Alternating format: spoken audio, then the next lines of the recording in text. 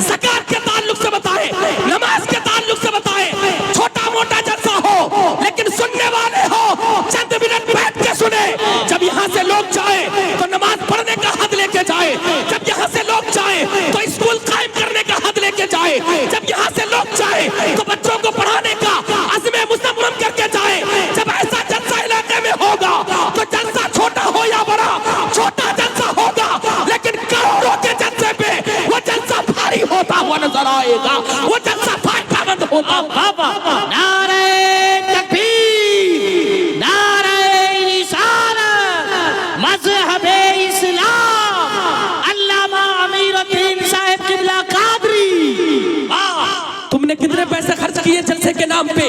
कभी तुम जवानों में कभी हिम्मत हुई कि आगे आके एक स्कूल का कयाम करो, एक यूनिवर्सिटी का कयाम करो, एक कॉलेज का कयाम करो? तुम्हारे समाज में कितने स्कूल हैं? बता तो सही। तेरी बेटियां गैरों के स्कूल में जाती है, फिर कहते हो मेरी बेटी की तरफ कोई नजर क्यों उठाता है? जब वो गैर के स्कूल में जाएगी तो गैर झाकेगा भी, ताकेगा भी, तेरी बेटी के बदन को छुएगा भी, तेरी बेटी के सर से दुपट्टा उठाएगा भी, क्योंकि तुमने अपना स्कूल कायम नहीं किया है। तुम्हारा पैसा मजार पे जा रहा है, तुम मुजाहिर को पैसे दे रहे हो, मजार वालों को पैसे दे रहे हो। तुमने अपना पैसा क्या खर्च किया है? माजरत के साथ बोलता हूँ, आइंदा साल बुलाए ना बुलाए, लेकिन मैं नौजवानों को यहाँ पे उतारना चाहता हूँ, नौजवानों को जगाना चाहता हूँ। तुमने अपने पैसों का कहाँ पे इस्तेमाल किया है? तेरे पास स्कूल नहीं, पूरे इस्लामपुर, पूरा पोठिया, पूरा ठाकुरगंज, ध्यान दीजिए कितने स्कूल है हमारे पास जहाँ पे 5 क्लास तक पढ़ाई होती है, जहाँ पे 10 क्लास तक पढ़ाई होती है, जहाँ पे मैट्रिक की पढ़ाई होती है, जहाँ पे इंटर की पढ़ाई होती है। हम गैरों के स्कूल में पढ़ रहे हैं, गैरों के कॉलेज में जा रहे हैं, गैरों की यूनिवर्सिटी में जा रहे हैं और ये भी कह रहे हैं हमारी बेटियों की इज्जत बच जाए। नहीं नहीं नहीं, तुम अगर अपना स्कूल कायम नहीं करोगे तो तुम्हारे बच्चों की मुस्तकबिल के लिए कोई सोचने वाला नहीं, बच्चों की परवरिश के ताल्लुक से कोई सोचने वाला नहीं है, बच्चों की तरफ किसी की नजर नहीं जाएगी। इसलिए जरूरी है कि तुम्हारा अपना इदारा होना चाहिए, अपना स्कूल होना चाहिए, अपना कॉलेज होना चाहिए, अपनी यूनिवर्सिटी होनी चाहिए। जब तुम एक जलसे में 10 लाख एक महीना चंदा करके खर्च कर सकते हो तो एक साल, सिर्फ एक साल पूरे ब्लॉक पोठिया के लोग जलसा करना बंद कर दे, ठाकुरगंज के लोग जलसा करना बंद कर दे और जलसा करने वाले अज़्म मुसम्मम कर ले कि ये साल मेहनत करके हम जलसा नहीं करेंगे बल्कि स्कूल का कयाम करेंगे, बल्कि कॉलेज बनाएंगे, यूनिवर्सिटी बनाएंगे। अमीरुद्दीन बोलता है एक नहीं, हर समाज में स्कूल बनता हुआ नजर आएगा, कॉलेज का कयाम होता होगा।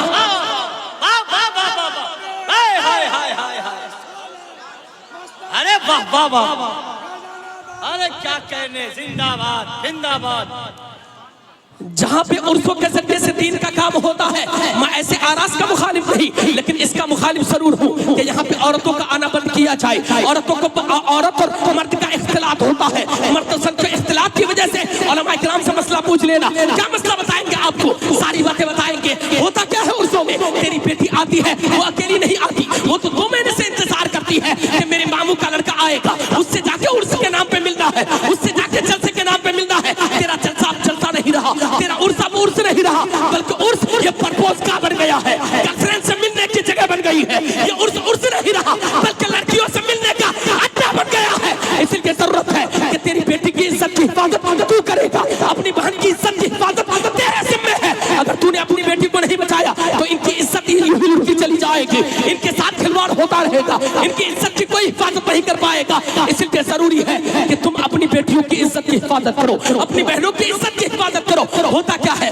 उर्सों में मेरी बेटी आती है, आने के बाद ये फोन करती है कि मेरा मामू का लड़का आया है कि नहीं, मेरे मामू के लड़के से वो मिल रहा है, अपने मामू के लड़के से मिल रहा है, हमारी बेटी मिल रही है, हमारी बेटी अपने फूफू के लड़के से मिल रही है, हमारी बेटी खाला के लड़के से मिल रही है। ये उर्सों में आके ये प्रपोज का बना लिया है, एक दूसरे से मिलने की जगह बना लिया है। इसलिए जरूरत है, अब उलमा की जिम्मेदारी है, उलमा इकराम से मैं मुआतबाना कहना चाहूंगा कि आपने भी उर्स करने वालों का बहुत साथ दिया, जलसा करने वालों का बहुत साथ दिया, कमेटी से लेके आपने इख्तिताम तक जलसे करने वालों का साथ दिया। अब आपसे मैं कहना चाहूंगा, आपकी जिम्मेदारी है, कोई जलसा करे तो उनको पहले बिठाएंगे और बिठा के बोल के कि अगर तुम्हारे जलसे में लड़कियां आएंगी तो हम कहीं नहीं जाएंगे, हम किसी आलिम को दावत नहीं देंगे, किसी शायर को दावत नहीं देंगे, किसी खतीब को दावत नहीं देंगे। अगर तुम्हारे जलसे में लड़कियां आएंगी तो हम जलसे में तुम्हारे साथ नहीं है। जब इस तरीके का जलसा होगा तेरी बेटी की भी इज्जत बचेगी।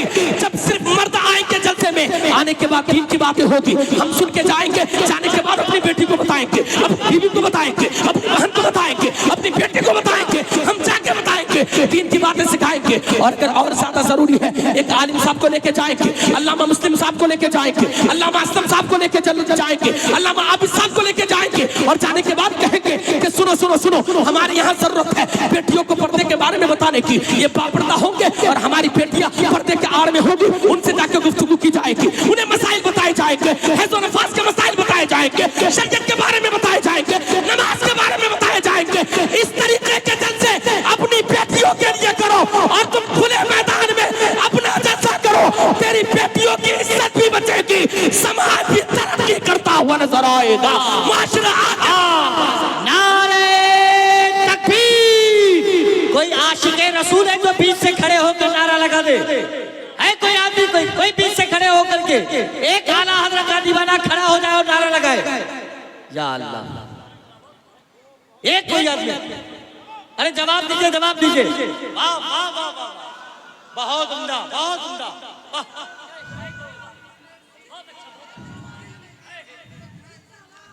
बेशक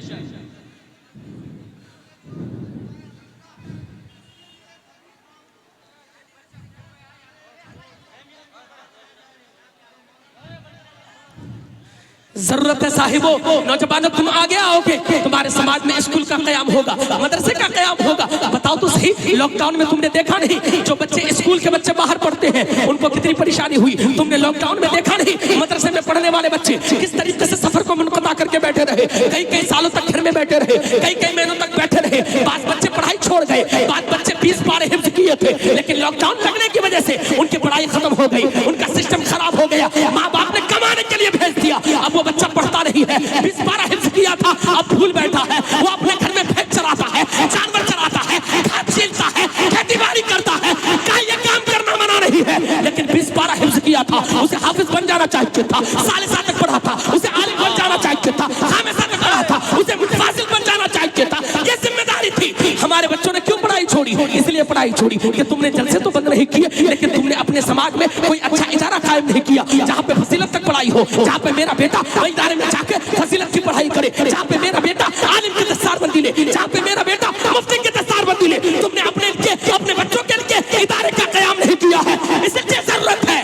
मैं आपसे बबा के दोहल कहता हूँ, कमेटी वाले मुझसे झगड़ा कर ले, अगर जिस कमेटी वाले अगर पैसों का गलत इस्तेमाल करते हैं, वो मजार के नाम पे चंदा लेने के बाद मदरसे का कयाम नहीं करते, अच्छा मदरसा नहीं चलाते, अच्छा इदारा नहीं चलाते, उनको चंदा मत दो। चंदा मांगने के लिए आए, उनसे कहो तुम चंदा किस लिए ले रहे हो? तुम्हारा बेटा खाएगा हमारे चंदे के पैसे लेके। होता क्या है, तुम मजार पे चादर चढ़ाते हो, चंदे पे चंदा देते हो, तुम्हारा पैसा मुजाहिरीन का बेटा लेके चला जाता है। किसी का बेटा तेरे पैसे से नशेड़ी बनता है, किसी का जुआरी बनता है, किसी का बेटा गुटखा खाता है, किसी का बेटा लड़कीबाज बनता है, किसी का घर बनता है, किसी का मकान बनता है। तुम पैसे देते हो, तेरे पैसे जाते हैं, लेकिन समाज में कोई तरक्की नहीं होती है। इसलिए उस जलसे वाले को चंदा दो जहाँ पे तेरे पैसों का ठीक इस्तेमाल हो, जहाँ पे तेरी राशि का ठीक इस्तेमाल हो, जहाँ पे तेरी दौलत का ठीक इस्तेमाल हो। जब ऐसे लोग तुम्हारे सामने चंदा करने के लिए आए, उनको कहो कि तुम्हें एक नहीं बल्कि 10 रुपए देने के लिए तैयार है। बस तुम अपने दीन के लिए आगे बढ़ो, मदरसे का कयाम करो, हम तुम्हारे साथ हैं। जब एक नहीं, जब दुनिया वाले जान जाएंगे कि अब आवाम बेदार हो गई है, नौजवान बेदार हो गया है, चंदा देने से पहले पूछता है, आवाम चंदा देने से पहले पूछती है, तो ये ढोंगी जलसा करने वाले तुम्हारे पास नहीं आएंगे, बल्कि वही लोग आएंगे जो मदरसा चलाते हैं। फिर देखना समाज में इल्म का बोलबाला होगा, मदरसों का कयाम होगा, तुम भी तरक्की करोगे, तुम्हारी नस्लें भी तरक्की करेंगी।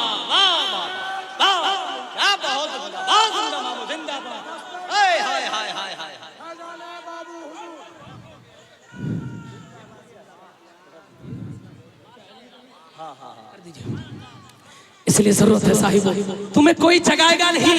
किसी खतीब को बुलाओगे 50,000 लेके चला जाएगा, उसके अंदर इतनी हिम्मत, उसके अंदर इतनी हिम्मत नहीं होगी। एक छोटा सा बच्चा है जिनकी उम्र 2-3 साल है। मैं गुजारिश करता हूँ, देखिए बच्चा तो गुम नहीं हुआ है, बच्चा यहाँ पर है, इनके माँ बाप गुम हो गए हैं। ये बच्चा जिनका भी हो स्टेज से आकर के लेकर के चले जाए, लेकिन आधार कार्ड दिखा करके। साहिबो, तुम्हें कोई जगाने के लिए नहीं आएगा। ये उलमा अपने खून को पसीना कर रहे हैं। ये क्यों जानते हैं स्टेज पे रात भर इसलिए बैठे रहते हैं। हो सकता है कोई आलिम 50,000 लेने के बाद सही पैगाम कौम तक पहुंचा देगा, इसलिए आके बैठते हैं। वरना इनको हम 1 करोड़ पे घर से उठा के नहीं ला सकते हो। ये इसलिए बैठते हैं ताकि कोई दीन की बातें, अच्छी बातें पहुंचा दे, शरीयत की बातें पहुंचा दे। ये हमें सपोर्ट करने के लिए बैठते हैं, हमारी बातों की तारीफ करने के लिए बैठते हैं। इसलिए जरूरत है उलमा की इज्जत का ख्याल रखना और अपने इलाके के लिए काम करना। इसलिए नौजवानों, तुमने दिखाने के लिए बहुत जलसे किए हैं। अब कुछ जलसे दिखाने के लिए नहीं, बल्कि आप अपनी कौम के लिए करो, आने वाली नस्लों के लिए करो। वो कौन सा जलसा है? वो जलसा मदरसे की शक्ल में है, वो इमारत की शक्ल में है, वो स्कूल की शक्ल में है, वो कॉलेज की शक्ल में है, वो यूनिवर्सिटी की शक्ल में है, वो मेडिकल कॉलेज की शक्ल में है। तुम्हारे समाज में कितने मेडिकल कॉलेज है? स्कूल कॉलेज तो नहीं है, तो तुम मेडिकल कॉलेज कहां से खोलोगे? हमने अगर एक मेडिकल भी खोला है तो हम गरीबों को लूट के खा रहे हैं। हमारा भाई आ रहा है, गरीब भाई, उसको 50 टेस्ट लिखवा देते हैं ताकि वो टेस्ट करे और सारा पैसा हमारे जेब में चला जाए। ये हमारे समाज का हाल है। नहीं नहीं नहीं साहिबों, अब समाज को जागने की जरूरत है, कौम को जागने की जरूरत है, नौजवानों को बेदार होने की जरूरत है। नौजवानों, तुमने दिखाने के लिए बहुत जलसे किए हैं, अब कुछ जलसे अल्लाह की रजा के लिए करो, मुस्तफा की रजा के लिए करो, खुदा की रजा के लिए करो। वो कौन सा जलसा होगा? वो चुपके से बैठने वाला जलसा होगा। कौन सा जलसा होगा? अभी ठंडी का मौसम है, तुमने दिखाने के लिए बहुत सारे जलसे किए हैं। आ जाओ और समाज की हालत को तो देखो। अल्लामा कौनेन साहब किबला, मुझे तरस आता है जब मैं जलसों में जाता हूँ, खास करके उर्सों में जाता हूँ, क्या देखता हूँ मेरे कौम में कितनी अमीरी है, मेरे कौम के पास कितना पैसा है। मेरा बेटा मज़ार पे जाके चादर पे चादर चढ़ा रहा है, मेरा बेटा मज़ार पे जाके तबर्रुक पे तबर्रुक चढ़ा रहा है। जो आदमी अपने बाप को एक वक्त गोश्त से खाना नहीं खिलाया था, वो आदमी 50 किलो का जानवर लाके मज़ार पे दे रहा है। वो एक देसी मुर्गा लाके दे रहा है। जो अपने बाप को कभी पोल्ट्री मुर्गा नहीं खिलाया था, फार्म का मुर्गा नहीं खिलाया था, 10 रुपए की मछली नहीं खिलाया था, वो मज़ार पे आके जानवर पे जानवर दे रहा है। तुम्हें क्या लगता है तुमसे अल्लाह राजी हो जाएगा? अल्लाह के रसूल राजी हो जाएंगे, मुस्तफा राजी हो जाएंगे, साहिब मज़ार राजी हो जाएगा? कैसे नहीं होगा? अगर चाहते हो अल्लाह को राजी करो, अपने माँ बाप की इज्जत करो, आ जाओ अपने मिजाज को बदलो, माँ बाप को राजी करो। कोई राजी हो ना हो, तेरा परवरदिगार राजी हो जाएगा। मुस्तफा चाले। सुभान अल्लाह, वाह वाह वाह, क्या कामयाबी है। जिंदाबाद जिंदाबाद, वाह वाह वाह वाह। इसलिए जरूरी है, कितने मज़ार पे तुमने जानवर पे जानवर दिए। मुखालिफ नहीं, वो मज़ार जहाँ के जरिए से मदरसा चलता हो, कतई मुखालिफ नहीं। एक नहीं 4 दिए, लेकिन अपने गिरेबान में भी झांक कर देखिए। मेरा बेटा दिल्ली कमाने के लिए गया, बाप एक कंबल के लिए मर गया, लेकिन बेटे ने कभी एक कंबल तक नहीं भेजा। लेकिन जैसे ही बाप का इंतकाल हुआ, बेटा 50,000 का टिकट लेके फ्लाइट पकड़ के घर आ गया ताकि बाप के जनाजे में शिरकत कर सके, बाप की मिट्टी में शिरकत कर सके। ये मेरे समाज का हाल है। मेरा बाप एक लुंगी पहन के मार्केट जाता है, एक ही लुंगी पहन के बाजार जाता है, एक ही लुंगी पहन के दुकान जाता है, एक ही लुंगी पहन के घाट छीलता है, एक ही लुंगी पहन के पटवा कमाता है। मेरा बाप एक ही लुंगी पहन के ससुराल जाता है, दामाद के घर जाता है, बेटी के घर जाता है। लेकिन हमारा बेटा न जाने मज़ार पे कितने चादर पे चादर चढ़ा रहा है, पैसे पे पैसे दे रहा है। ये मेरे समाज का हाल है। अरे तुम्हें अपने समाज की गरीबी देखनी है तो जरा जब जाके देखना, अभी ठंडी के मौसम में जाके पोटिया चौक में देखना, इस्लामपुर चौक में देखना, 70 साल का बूढ़ा जो अपने बिस्तर में भी चैन की नींद नहीं ले पाता है, वो 70 साल का बूढ़ा जो अपने बिस्तर में चैन से सही नहीं सो पाता है, वो बूढ़ा चादर, वो बूढ़ा चंद रुपए के लिए चौक में जाके टोटो चला रहा है, किसी का बाप ऑटो चला रहा है, लोगों के धक्के खा रहा है, पुलिस वालों के डंडे खा रहा है, लोगों की बातें सुन रहा है, सवारियों के डंडे खा रहा है। वो बूढ़ा, उसको क्या जरूरत थी वहां पे जाके टोटो चलाने की, वहां पे ऑटो चलाने की? तुमने मजबूर किया है, तुमने पैसा तो कमाया लेकिन अपने बाप की इज्जत नहीं की, अपने बाप को पैसा नहीं दिया, तुमने मरने का इंतजार किया। मेरा बाप मर जाएगा तो मैं 30 में खर्च करूंगा, मेरा बाप मर जाएगा तो मैं 40 में खर्च करूंगा, मेरा बाप मर जाएगा तो मैं 80 में खर्च करूंगा, मैं फ्लाइट का टिकट लेके जाऊंगा। समाज के नौजवानों, तुम्हें जागने की जरूरत है। तेरे बाप को जीते जी पैसे की जरूरत है, उन्हें जीते जी सहारे की जरूरत है। अभी ठंडी का मौसम है, कितने बाप ऐसे होंगे जिनके पास पहनने के लिए जूता नहीं, पहनने के लिए मोजा नहीं,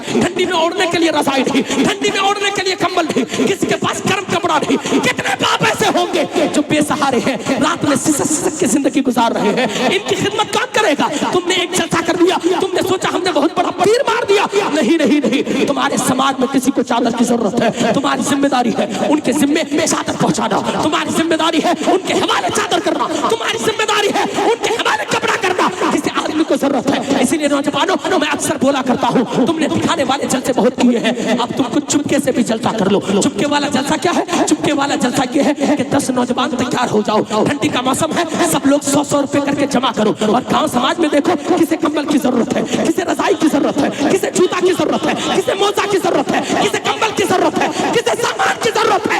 कभी गरीबों को तो देखो, मजार वालों को देखो, दोगे कभी नाम नहीं करेगा, किसी गरीब को दोगे उनकी दुआएं निकलेगी, इंशाअल्लाह ताला तुम भी कामयाब हो जाओगे, तुम्हारी नस्लें भी कामयाब। नारे तकबीर, नारे रिसालत, मज़हबे इस्लाम, तालीमाते आला हज़रत, उर्से मुहिब्बुल्लाह। जरूरत है, इसलिए देखो तो सही तुम्हारे बाप को किस चीज की जरूरत है, समाज में किस चीज की जरूरत है। हमने कभी समाज को किसी गरीब आदमी को एक चादर भी दी ना? ऐ मेरे बेटो फेसबुक चलाने वालों, फेसबुक हम भी चलाते हैं, मना नहीं है। कभी किसी गरीब को 10 रुपए की एक चादर हमने दे दी तो हमने पूरे फेसबुक में आग लगा दी, हमने फला गरीब आदमी की 10 रुपए की चादर दे दी। एक रिश्ता इस तरीके से टूट गया था, मौलाना कौन साहब जुमला, एक गरीब आदमी की एक आदमी ने मदद की, उन्होंने फोटो लेके फेसबुक में डाल दिया। अब दूसरे दिन क्या हुआ, उसकी बेटी का रिश्ता लगा हुआ था, उन लोगों ने इनको फोन किया कि तुम इतने गरीब हो कि लोगों से मदद ले रहे हो, लोग तुम्हारा मजाक उड़ा रहे हैं, फेसबुक में फोटो डाल रहे हैं, लोग तुम्हें दिखा रहे हैं। उनकी बेटी का रिश्ता टूट गया। मैं अपने समाज का आदमी है, मैं उनको अच्छी तरीके से जानता हूँ, मेरे पास आके रो रहा था। हजरत देखे तो सही, आप लोग ये सब क्यों नहीं बताते हैं? मुझे अगर मजबूरी थी, मुझे अगर किसी आदमी ने एक चादर दी थी तो क्या वो अल्लाह के लिए नहीं दिया था, अल्लाह की रिज़ा के लिए नहीं दिया था, क्या वो दुनिया को दिखाने के लिए दिया था? देखा आपने हजरत, उन्होंने मेरी बेटी के रिश्ता को तोड़ दिया, उनके एक फोटो की वजह से मेरे घर का रिश्ता टूट गया। मेरी बेटी का रिश्ता बड़ी मजबूरी के साथ हुआ था, मैंने जहेज देके बेटी के रिश्ते का इंतजाम किया था, मैंने बेटी का रिश्ता फाइनल किया था, आज मेरी बेटी का रिश्ता टूट गया है। ये मेरे समाज का हाल है। नौजवानों, तुमने नेकी करके लोगों को बहुत दिखाई है, अब लोगों को दिखाने के लिए नहीं बल्कि अल्लाह की रज़ा के लिए नेकी करो, मुस्तफा की रज़ा के लिए करो, अल्लाह के नेक बंदों की रज़ा के लिए नेकी करो। तुम नेकी करो, खुदा के करो, ये दुनिया बदला दे ना दे, रब तबारक व तआला दुनिया में भी बदलाता करेगा, मरने के बाद क़यामत में भी बदला। वाह वाह वाह। और चलते चलते जिंदाबाद, चलते चलते एक पैगाम सुन लो मेरी बेटियों सुनो, तुम्हारी जिम्मेदारी है बेटियों की इज्जत की हिफाजत करना।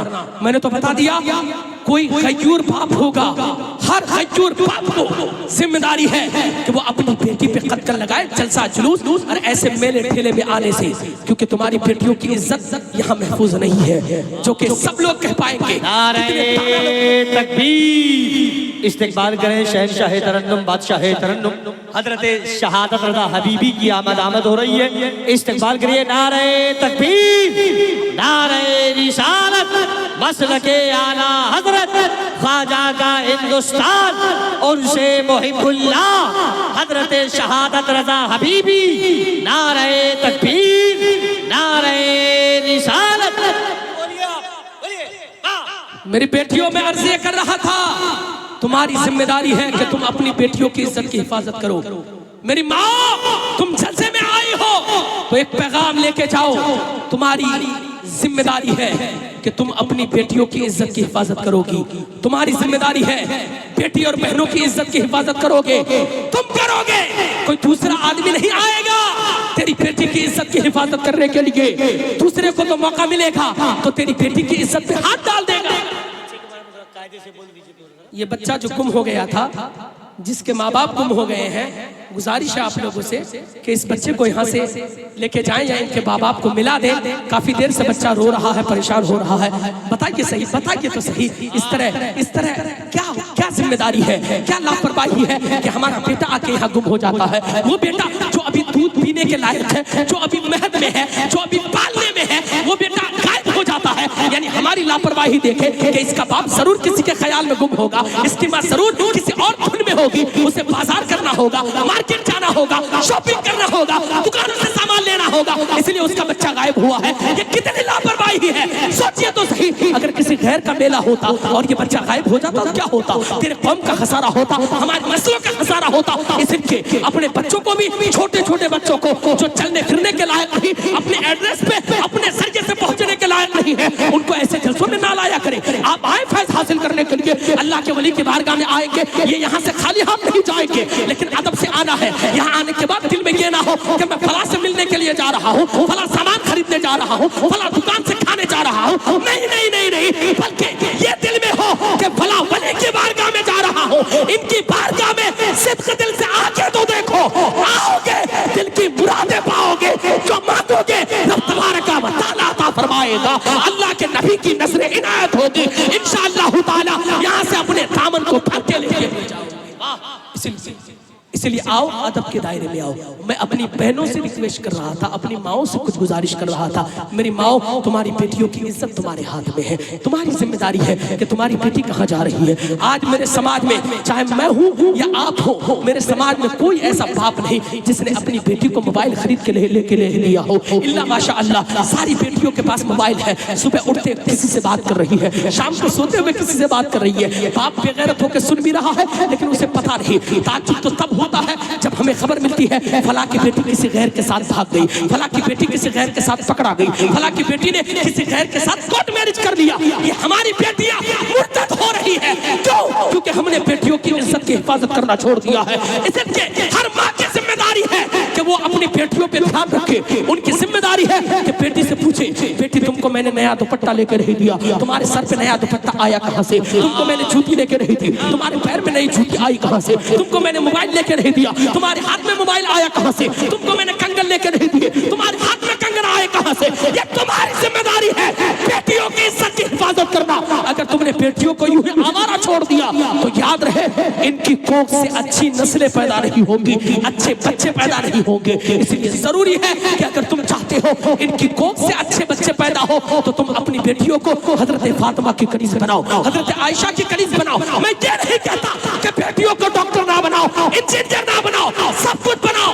जरूरत है हमारी बेटियां डॉक्टर होंगी तो हमारी बेटियों का ऑपरेशन करेगी, उनकी इज्जत की हिफाजत के साथ डिलीवरी का मामला हल करेगी। हमारी बेटियां नहीं है, इसलिए गैर हमारी बेटियों के डिलीवरी के मामले हल करते हैं। इसलिए जरूरी है कि तुम अपनी बेटियों को डॉक्टर भी बनाओ, इंजीनियर भी बनाओ, प्रोफेसर भी बनाओ, मास्टर भी बनाओ, सब कुछ बनाओ। लेकिन इन सब किताबें पढ़ाने के साथ साथ अपनी बेटी के हाथ में हजरत फातिमा की सीरत की एक पतली किताब जरूर दे देना, ताकि तेरी बेटी पढ़े तो सिर्फ डॉक्टर ना बने, डॉक्टर बनने से पहले फातिमा की कनीज बन जाए। जब ये फातिमा की कनीज बन के जिंदगी गुजारेगी, इनकी आने वाली नस्लें तरक्की करती हुई नजर आएगी, तुम्हारा खानदान बहुत उम्दा, जिंदाबाद। और सुने, चलते चलते सुने, इसलिए जरूरत है ऐसा करे, अपनी बेटियों की इज्जत की हिफाजत करे। और सलाहुद्दीन अय्यूबी ने जब बैतुल मक़दिस को फतह किया था, उनसे पूछा गया था कि आपके अंदर इतनी जुर्रत, इतनी ताकत, इतनी हिम्मत आई कहां से? तो उन्होंने कहा था, तुम जानते हो मेरे अंदर इतनी हिम्मत आई कहां से? तुम एक सलाहुद्दीन को देख रहे हो, तुम अगर हर घर में सलाहुद्दीन देखना चाहते हो तो तुम मुझे पाकीज़ा माए दो। जब माए अच्छी होंगी तो हर घर में सलाहुद्दीन जैसा जज्बा रखने वाला पैदा होगा। यानी माए अच्छी होती है तो नस्लें अच्छी पैदा होती है। इसलिए तुम पहले ठीक हो जाओ, फातिमा की कनीज बन जाओ मेरी बेटियों। इंशाअल्लाह तुम्हारे बेटे गौसे आज़म के गुलाम पैदा होंगे, तुम्हारी बेटियां राबिया बसरिया की कनीज पैदा होंगी। इसलिए जरूरत है, इसलिए मेरे कौम के नौजवानों, कौम के गयूर मुसलमानों, अपने आप को लाइन पे लाओ, अपनी कौम की तरक्की के लिए काम करो, अपने समाज की तरक्की के लिए काम करो। औलिया किराम की बारगाह में आओ, अकीदत का खराज पेश करो, क्योंकि औलिया किराम से अगर हम मोहब्बत नहीं करेंगे तो फिर कौन करेगा? ये तो हमारा सरमाया और हमारा असासा है। इसलिए हम औलिया किराम से मोहब्बत करते रहेंगे, क़यामत तक कहते रहेंगे, हश्र तक डालेंगे हम पैदाइश मौला की धूम, मिसले फारस नज़्द के किले गिराते जाएंगे। तकबीर, नारे